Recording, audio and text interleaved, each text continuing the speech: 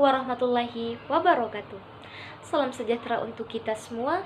Shalom, Om Swastiastu, Namo Buddhaya, dan salam kebajikan. Dan salam sehat untuk kita semua. Perkenalkan, nama saya Nur Magfira B dari kelas M221 dengan NIM 22040750005.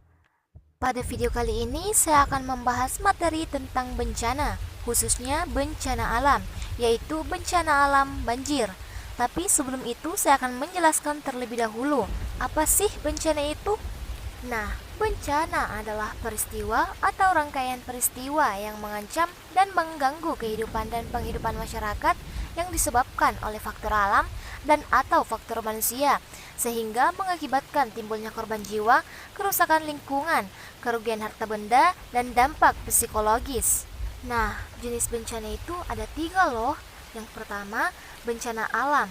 Bencana alam adalah bencana yang diakibatkan oleh peristiwa atau serangkaian peristiwa yang disebabkan oleh alam, antara lain berupa gempa bumi, tsunami, gunung meletus, banjir, kekeringan, angin topan, dan tanah longsor. Yang kedua, bencana non-alam. Bencana non-alam adalah bencana yang diakibatkan oleh peristiwa atau serangkaian peristiwa non-alam yang antara lain berupa gagal teknologi, gagal modernisasi, epidemik, dan wabah penyakit. Dan yang ketiga, yang terakhir, bencana sosial. Bencana sosial adalah bencana yang diakibatkan oleh peristiwa atau serangkaian peristiwa yang diakibatkan oleh manusia yang meliputi konflik sosial antar kelompok dan antar komunitas masyarakat serta teror. Tolong! Nah, di Indonesia banyak loh daerah rawan banjir. Indonesia memiliki lebih dari 5.500 sungai induk dan 600 diantaranya berpotensi menimbulkan banjir. Tapi sebelumnya, apa sih banjir itu?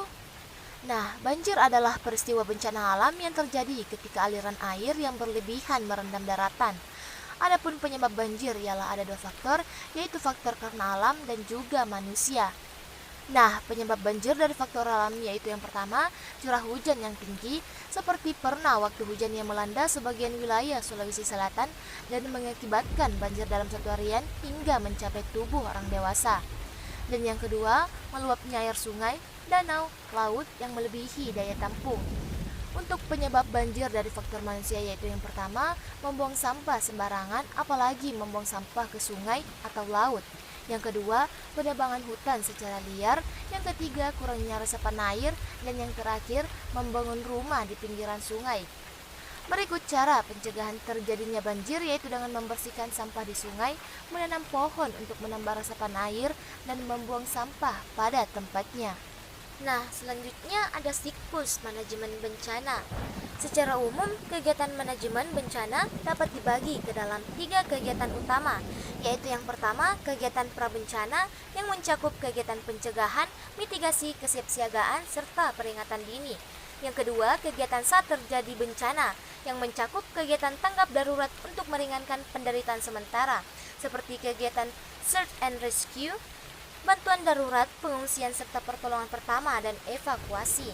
Yang ketiga, kegiatan pasca bencana yang mencakup kegiatan rehabilitasi dan rekonstruksi. Adapun siklus manajemen bencana pada bencana banjir ialah yang pertama, sebelum bencana banjir. Yang pertama, pahami peringatan dini banjir. Yang kedua, ketahui apakah berada di zona rawan banjir. Yang ketiga, pahami rute evakuasi dan daerah yang lebih tinggi. Yang keempat, siapkan tas siaga berisi barang-barang penting seperti dokumen penting, kotak P3K, emas juga uang, makanan tahan lama, air minum, senter, ponsel, dan barang penting lainnya. Yang kelima, hindari membangun di tempat rawan banjir. Yang keenam, penguatan dan peninggian rumah. Yang kedua, saat terjadinya banjir. Yang pertama, evakuasi ke tempat yang lebih tinggi. Untuk yang mempunyai rumah yang tingkat, boleh naik ke lantai 2 rumahnya apabila banjirnya belum terlalu tinggi. Tetapi apabila banjirnya telah tinggi, tetap stay, jangan panik, dan tunggu bantuan tim SAR untuk mengevakuasi Anda. Yang kedua, waspada terhadap arus bawah. Yang ketiga, ketahui resiko bencana di tempat Anda. Yang keempat, amankan rumah Anda dan tempatkan barang di tempat yang aman dari banjir. Yang kelima, matikan saklar aliran listrik. Yang keenam, waspada tempat melintasnya arus deras banjir bandang. Yang ketiga, setelah bencana banjir. Yang pertama, hindari air banjir yang terkontaminasi zat-zat berbahaya. Yang kedua, waspada dengan sengatan listrik. Yang ketiga, hati-hati bangunan atau tembok gedung yang rapuh akibat terjangan banjir. Yang keempat, perhatikan kesehatan dan keselamatan keluarga. Yang kelima, cuci tangan dan badan menggunakan sabun antiseptik dan air bersih. Yang keenam, yang paling penting, update berita mengenai kondisi air serta di mana mendapatkan bantuan perumahan, pakaian, dan makanan. Yang ketujuh, yang terakhir, gunakan sarung tangan dan sepatu bot untuk membersihkan rumah dari sisa banjir. Mungkin itu saja penjelasan dari saya. Mohon maaf apabila ada kekurangan. Wabillahi taufik wal hidayah. Wassalamualaikum warahmatullahi wabarakatuh.